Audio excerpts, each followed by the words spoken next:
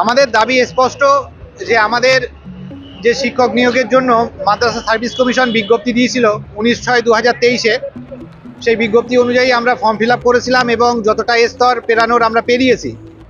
সেই বিজ্ঞপ্তিতে পরিষ্কার ছিল যে প্রাথমিক, উচ্চ প্রাথমিক, নবম দশম এবং একাদশ দ্বাদশ সবটাই নিয়োগ হবে। কিন্তু দুঃখের বিষয় হচ্ছে নবম দশম এবং একাদশ দ্বাদশ নিয়োগ হয়ে গেলেও প্রাইমারি এবং আপার প্রাইমারির কোনোভাবেই নিয়োগ প্রক্রিয়ার দিকে এগাচ্ছে না। তো সেটা হয়তো কমিশন ভুলে গেছেন, রাজ্য সরকার ভুলে গেছেন। সেই ভুলটা আমরা যাতে আবার মনে পড়ে তার জন্য আজকে আমরা বার্তা দিতে এসেছি।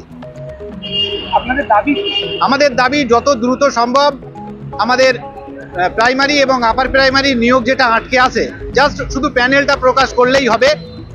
সেই প্যানেলটা প্রকাশ যাতে দ্রুত করে তার জন্য আমাদের আজকে এখানে পদসভা।